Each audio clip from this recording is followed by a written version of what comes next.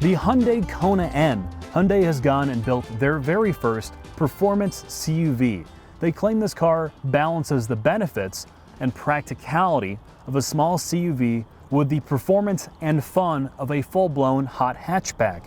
A car that you want to take to the racetrack on the weekends, but is also a very good commuter, a vehicle you can safely and comfortably put your family in. So in this video, we're going to do our best to break down what they did to the Kona technically, and then take it for a drive to show you what they accomplished with the driving dynamics.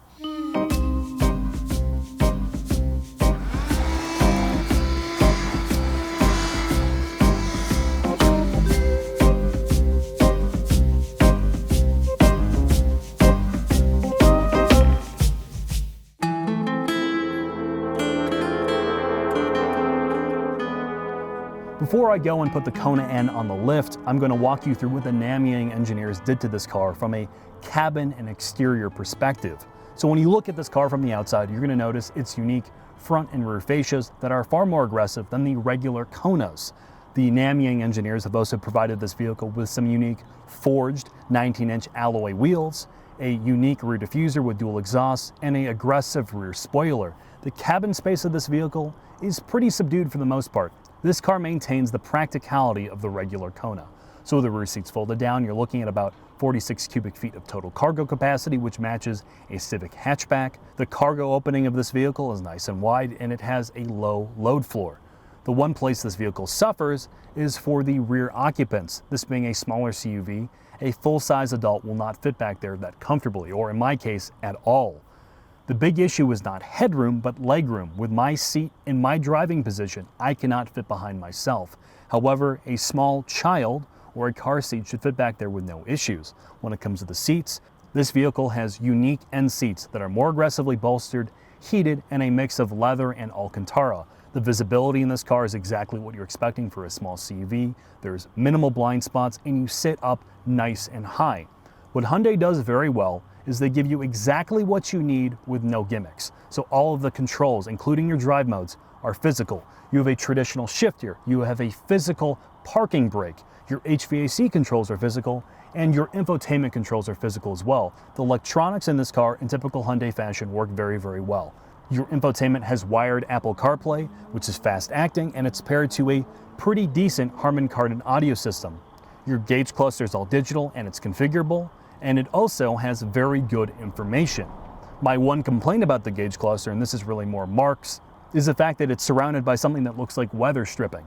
Your steering wheel is lifted out of the other N products, which means it has nice paddle shifters because this car is automatic, with some N grin shift buttons, as well as your N driving mode switches.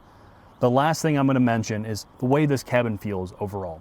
And they've done a good job making this thing feel fairly durable without feeling like a total shitbox. Yes, it's definitely on the cheaper side, but at $34,000, I think Hyundai does a good job balancing out saving money with maintaining pretty decent touch points. So with that, let's head into the shop.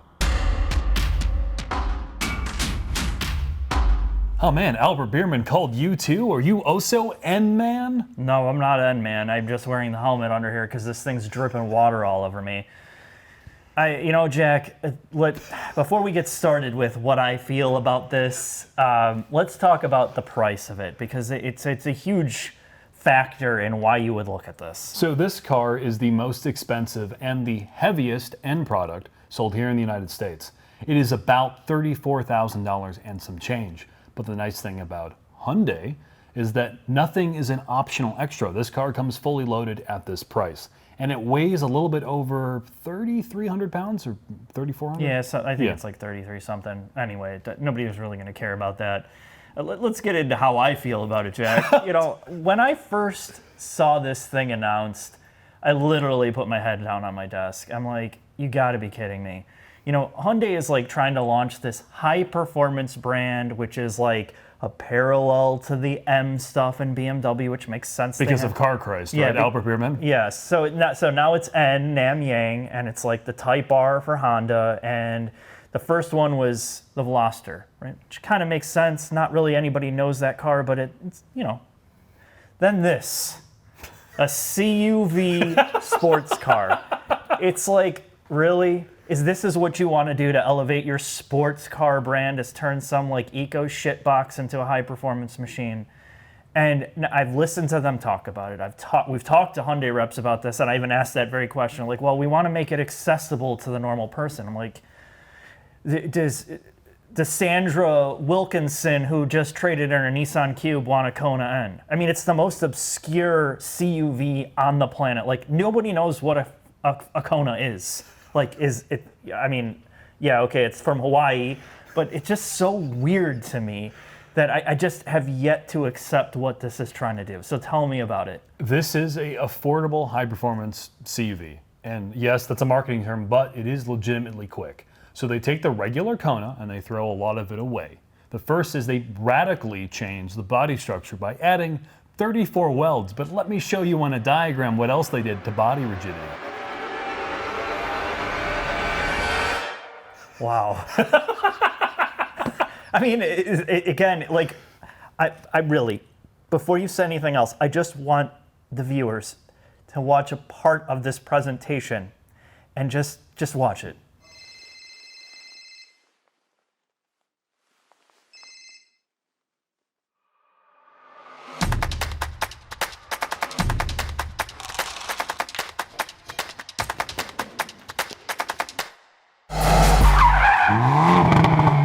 Welcome everyone, I'm Albert Biermann. Yes, it's Kona N, the fifth in the N family, the first performance SUV N.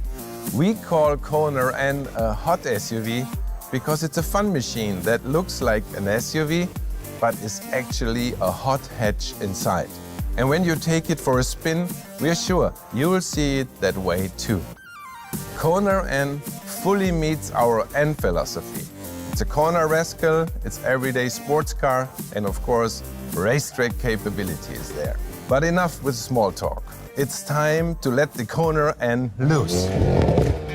Here to demonstrate just what this hot SUV can do is a very special colleague of mine, N-Man. N-Man, are you ready? All right, los geht's. And here we go. Listen to that 2-liter turbocharged GTI engine. This is something that gets your heart pumping. The Kona N cranks out a max power of 280 PS and a max torque of 40 kg force meter. With N grin shift, the max power is enhanced to 290 PS, maximizing driving fun. Thanks to improved tuning at high RPM, both acceleration and torque are available for longer, which means a longer and brighter grin on your face.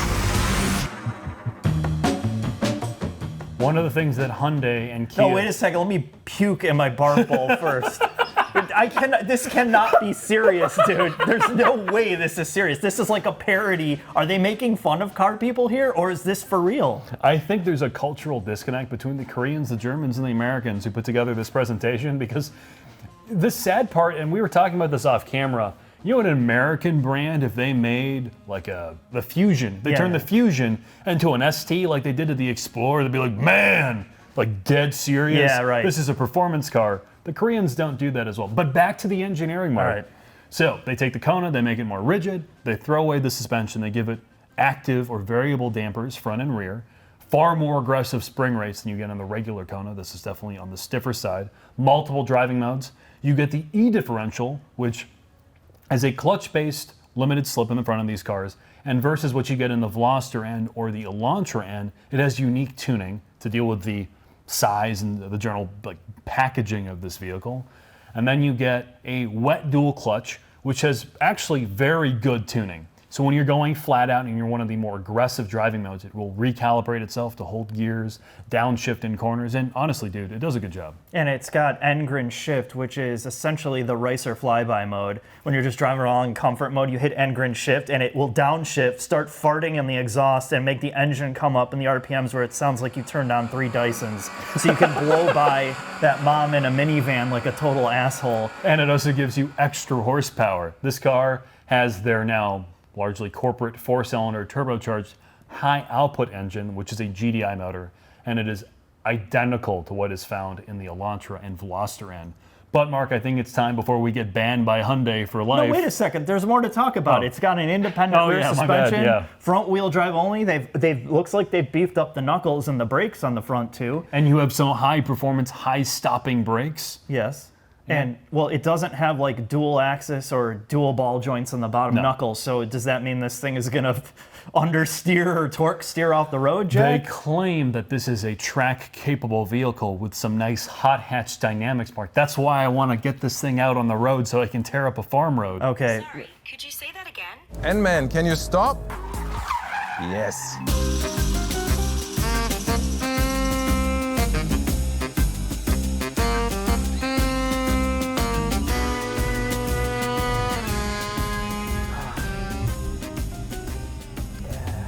You ready, N-Man? It's your end, man, not me. I'm going to adjust the RPM if I I already can figure out how to do maxed it. it out.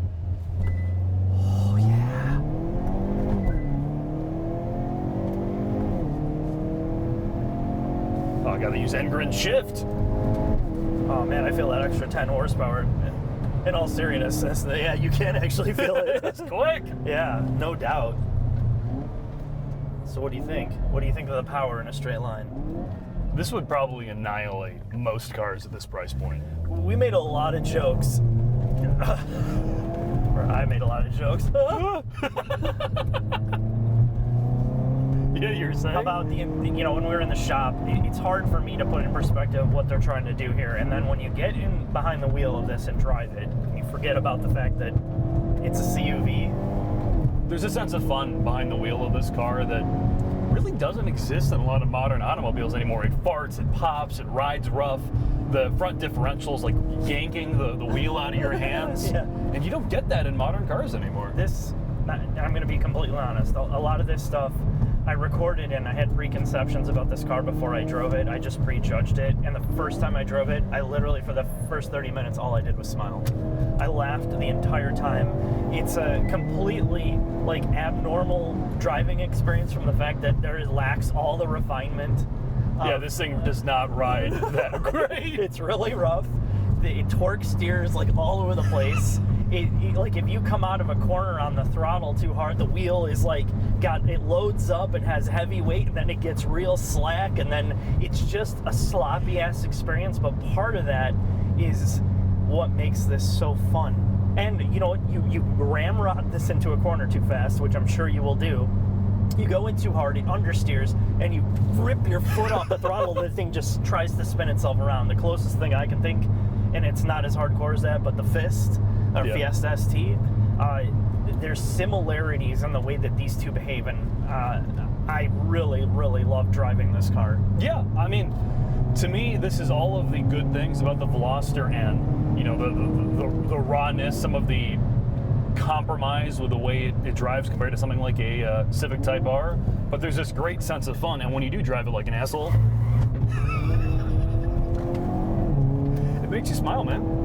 That limited slip in the front, and I complain about this in every single Hyundai and Kia video where they put all this power to the front axle and then all it is an open differential and it feels like absolute ass. This is completely different. It's great. It's so enjoyable to drive. It does what you expect it to do. It pulls you through corners. Granted, there's a lot of drama in that regard, but for a front wheel drive platform, and not just the engine's great. The dual clutch, which we talked about on the Veloster N, Jack. It's amazing. At this price point, it's pretty hard to argue with you. This thing's $34,000. Jam on it and do some downshifts.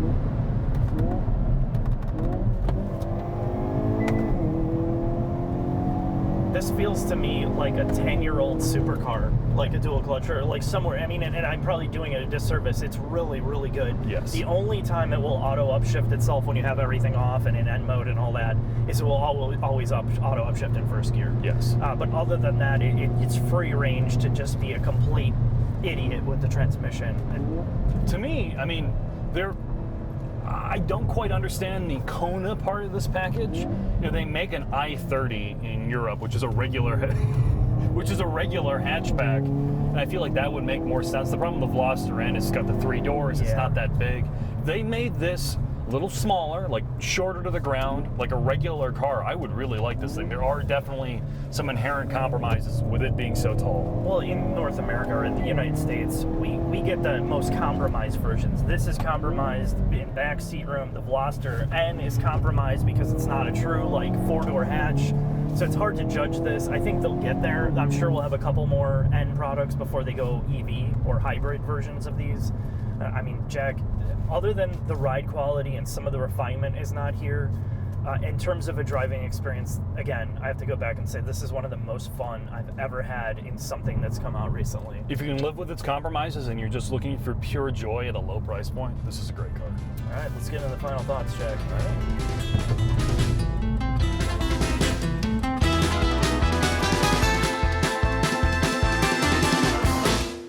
This is why we can't have nice things. People in this country don't buy small hatchbacks or small sedans. They want everything lifted. They want things big. They want them tall. They want them boxy. So that's why you get the Kona N.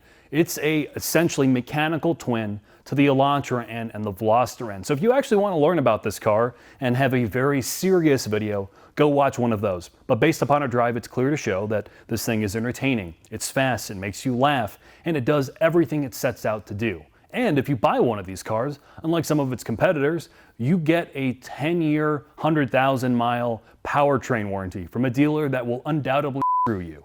Thanks for watching, and I hope to see you soon.